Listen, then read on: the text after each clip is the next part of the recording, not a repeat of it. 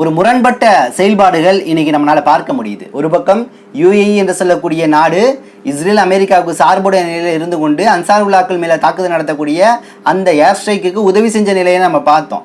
UAE கிட்டத்தட்ட அமைதியான சூழலை கடக்கக்கூடிய நிலையை பார்த்தோம். திடீர்னு 2 தினங்களுக்கு முன்னாடி யுஏஇ சொல்லுது அமெரிக்காவுடைய பேஸ் நிலையங்கள் இங்கே இருக்கக்கூடாது அப்படின்னு சொல்லுது.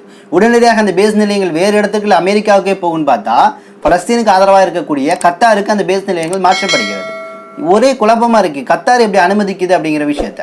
இன்னொரு பக்கம் கத்தார் என்ன சொல்லுது, இது அதிகாரப்பூர்வம் நேற்று கிடைத்த ஒரு செய்தி, கத்தார் தங்கள் நாட்டில் இருக்கக்கூடிய ஹமாஸ் இயக்கத்தை தலைவர்களை வெளியேற்ற வேண்டும் என்று இஸ்ரேலுடைய வெளியுறவுத்துறை அமைச்சர் ஆண்டனி பிளிங்கன் சொல்றாரு. அதற்கு இன்னைக்கு கத்தார் அரசு சம்மதிச்சதான ஒரு செய்தி வருது. அப்ப 2 முரண்பட்ட செயல்பாடு. ஒருத்தர் நல்லா இருக்கான், கெட்டு போறான், ஒருத்தர் கெட்டு போயிருந்தா நல்லா இருக்கு அப்படிங்கிற மாதிரி போயிட்டு இருக்கு. ஸோ இந்த வேலையில தான் துருக்கி 2 தினங்களுக்கு முன்னாடி நாங்கள் ஏற்றுமதியை ஃபுல்லாமே இஸ்ரேலோட தடை செய்கிறோம், ராஜாங்க உறவெல்லாம் கிடையாது, கிட்டத்தட்ட $3.4 பில்லியன் ஏற்றுமதி நாங்கள் இஸ்ரேலுக்கு செஞ்சுருந்தோம், அதற்கு பகராக $1.5 பில்லியன் இறக்குமதி செஞ்சுருந்தோம், மீதம் இருக்கக்கூடிய தொகைகள் கூட நாங்கள் இறக்குமதி செய்யலை, அந்த அளவு இருக்கிறோம், இனிமேல் இஸ்ரேலோட ஒட்டும் கிடையாது உதவும் கிடையாதுன்னு சொல்லிட்டு துருக்கி தலைவர் எர்துகான் ஒரு அறிவிப்பு வெளியிட்டார். ஆனால் இன்னைக்கு வந்திருக்கக்கூடிய செய்தி என்ன தெரியுமா, துருக்கி வழியாக இன்னைக்கு பல்வேறு பொருட்கள் எல்லாமே அஜர்பைஜானிலிருந்து இஸ்ரேலுக்கு போயிட்டு இருக்குங்கிற செய்தி வருது. அப்போ நிலப்பரப்பை திறந்து விட்டாங்கன்னு தானே அர்த்தம். செய்தி எப்படி வந்திருக்கு பாருங்க. அஜர்பைஜான் குடியரசில் இருந்து துருக்கி வழியாக இஸ்ரேலுக்கு எண்ணெய் ஏற்றுமதியை தொடரும் என்ற அறிவிப்பை அஜர்பைஜான் வெளியிட்டு இருக்குது. அதற்கு துருக்கி அப்படின்னா என் வழியெல்லாம் நீ போகக்கூடாது அப்படின்னு சொல்லிட்டு தடை செய்யலை. இஸ்ரேலுடனான பொருளாதார உறவுகளை துருக்கி நிறுத்திய போதிலும் அஜர்பைஜான் குடியரசு துருக்கியின் மூலமாக ஆக்கிரமிக்கப்பட்ட பலஸ்தீனுக்கு, அதாவது இஸ்ரேலுக்கு அதன் எண்ணெயை தொடர்ந்து ஏற்றுமதி செய்து வருவதாக இஸ்ரேல் பொருளாதார செய்தித்தளம் அறிக்கை வெளியிட்டிருக்குது. என்ன நடக்குதுங்க, ஒன்றுமே புரியல. அப்போ எல்லாமே பொருளாதாரம் தானா? உடனடியாக என் தளத்து செய்தி நீ கொண்டு வரக்கூடாது அப்படிங்கிறதான் நிலைப்பாட்டாக இருக்கணும். இன்றைய வரையும் பாபல் மந்தம் நீரினை முடக்கப்பட்டுருச்சு. இதுவரையும் எந்த இஸ்ரேல் சார்புடைய கப்பலும் அன்சாருல்லாக்கள் ஹூதிகள் அனுமதிக்கல. எவ்வளவு வைராக்கியமாக இருந்து கொண்டிருக்கிறார்கள். அப்ப இந்த ஒட்டுமொத்த போர்ல ஆக்சஸ் ஆஃப் ரெசிஸ்டன்ட் அமைப்பை தாண்டி யாரையும் நம்ப முடியலன்னு நம்மளால் பார்க்க முடியுது. இதுவரையும் கத்தாரும் எகிப்தும் ஒரு பேச்சுவார்த்தையில் தான் ஈடுபட்டு இருக்காங்க தவிர அவர்கள் இந்த போர் விஷயத்துல பெரிய பங்கு ஆற்றல. அமைதி பேச்சுவார்த்தையில இருப்பாங்க, உதவிகள் இருப்பாங்க, ராணுவ சம்பந்தமான நடவடிக்கைகளை இருக்க மாட்டாங்க. ஆக்சஸ் ஆஃப் ரெசிஸ்டன்ட் அமைப்புக்கு கீழேயும் இந்த கத்தாரும் வரல, அதே மாதிரி எகிப்தும் வரல. ஜோர்டான் முழுக்க சங்கியாவே மாறிட்டான், ஜோர்டானும் உள்ள வரல. ஏன்னா ஜோர்டான் நிலப்பரப்பை உருவாக்கி அங்கே ஆட்சியாளர்களை போட்டது பிரிட்டன் தான் நம்மளால சொல்ல முடியும். அந்த அளவு தான் இன்னைக்கு இருக்குது. அங்கே இருக்கக்கூடிய எல்லா ஆட்சியாளர்களும் இவங்களுடைய கைப்பாவை தான்.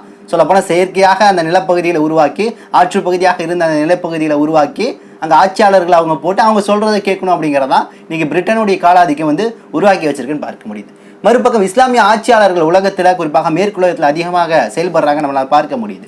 அந்த விதத்தில் சமீபமாக லண்டனில் நடந்த மேயர் தேர்தலில் ஷாதிகான் என்று சொல்லக்கூடிய இஸ்லாமிய தலைவர் 3வது முறையாக ஆட்சிக்கு வந்திருக்கிறார். அவருக்கு வாழ்த்துக்களும் பாராட்டுகளும்.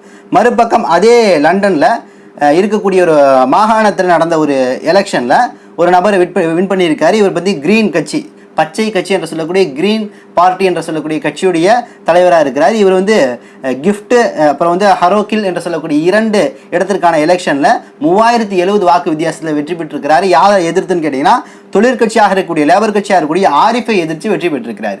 ஸோ ஆரிஃப் ரொம்ப சாஃப்ட் கார்னராக இருந்திருக்கிறாரு இந்த பாசிச விஷயத்தில், குறிப்பாக பலஸ்தீன் எதிர்ப்பு விஷயத்தில்.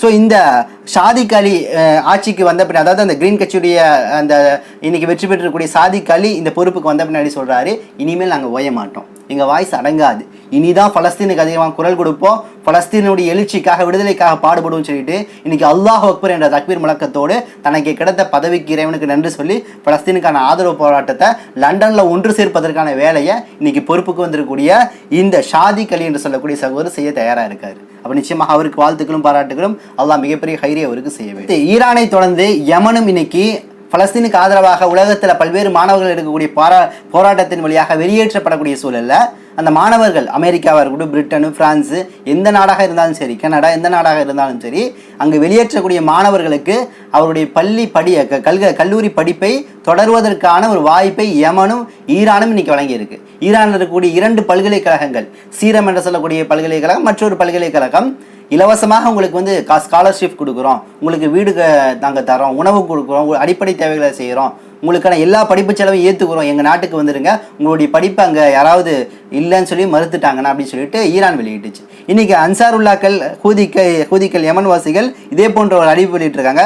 பலஸ்தீனை ஆதரிப்பதால் வெளியேற்றக்கூடிய மாணவர்களுக்கு யமன் பல்கலைக்கழகம் தாராளமாக அவர்களுக்கு இடம் வழங்க தயாரான சூழலில் இருக்குது அப்படிங்கிற செய்தியை இன்னைக்கு யமன் வெளியிட்டிருக்கு. கிறிஸ்தவர்கள் அதிகமாக இருக்கக்கூடிய ரஷ்யாவுக்கு ஆசீர்வதிக்கப்பட்ட நெருப்பு என்று சொல்லக்கூடிய ஒரு தீபத்தை இன்னைக்கு அங்கே இருக்கக்கூடிய சில போப்புக்கள், குறிப்பாக ஜெருசலத்திலிருந்து அந்த போப்புக்கள் எல்லாமே அந்த ஆசீர்வதிக்கப்பட்ட நெருப்பை இன்னைக்கு ரஷ்யாவுக்கு எடுத்துகிட்டு போயிட்டு இருக்கிறாங்க அப்படிங்கிற செய்தி வந்திருக்கு. ஸோ இதன் வழியாக மத ரீதியான நம்பிக்கையில் இன்னைக்கு ஜெருசலம் டு ரஷ்யா, அதாவது ஜெருசலத்திலிருந்து ஆசீர்வதிக்கப்பட்ட அந்த நெருப்பு ஒளியின் வழியாக இன்னைக்கு ரஷ்யா வெளிச்சமடையும், ரஷ்யாவின் மூலம் ஜெருசலம் விடுதலை பெறும் அப்படிங்கிற ஒரு குறியத்தான், ஒரு சிம்பாலிக்காக தான் இன்னைக்கு ரஷ்ய தலைவர் புட்டின் இதற்கான ஏற்பாடுகளையும் செஞ்சுட்டு இருக்கிறார் அப்படிங்கிற ஒரு கூடுதல் செய்தியை நம்மளால பார்க்க முடியும். அடுத்து எகிப்துடைய தலைவர் 2ஆம் அப்துல்லாவின் உத்தரவின் அடிப்படையில் இன்னைக்கு எகிப்துல பலஸ்தீனுக்கு ஆதரவாக பல்வேறு மாணவர்கள் போராட்டம் எடுத்துக்கொண்டிருந்த இந்த வேலையில் கிட்டத்தட்ட 130 பலஸ்தீனுக்கு ஆதரவாக செயல்பட்ட மாணவர்கள் மேலே வழக்கு போட்டு இன்னைக்கு எகிப்துடைய தலைவர் 2ஆம் அப்துல்லா அவங்கள சிறைப்படுத்தி இருக்கிறார். இந்த அளவு தான்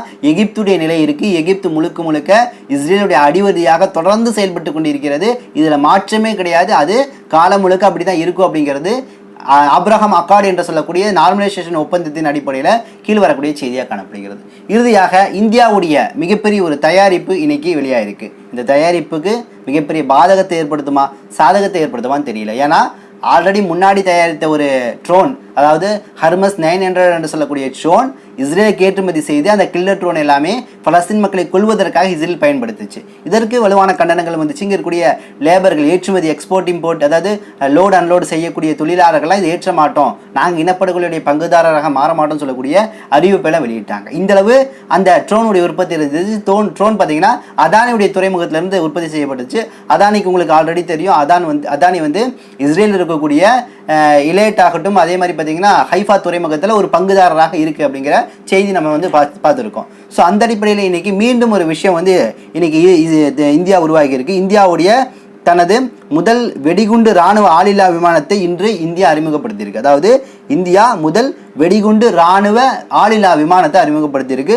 இதோடைய விலை பார்த்தீங்கன்னா இந்த ட்ரோனுடைய விலை கிட்டத்தட்ட $29 லட்சம் என்று சொல்லப்படுகிறது. ஸோ இது இவ்வளோ பெரிய தொகை கொடுத்து ஏன் உருவாக்கணும்? அதே ட்ரோன் வடிவில், அதாவது வெடிகுண்டு இராணுவ ஆளில்லா ட்ரோன், அதாவது உள்ள வெடிகுண்டு இருக்கும், ஆள் இல்லாத இடத்துல போய் பறந்து அது வெடிச்சு இதுவாகிரும். அதாவது ஹர்மஸ் 900 ஒரு அப்கிரேடுன்னு வச்சுக்கோங்களேன்.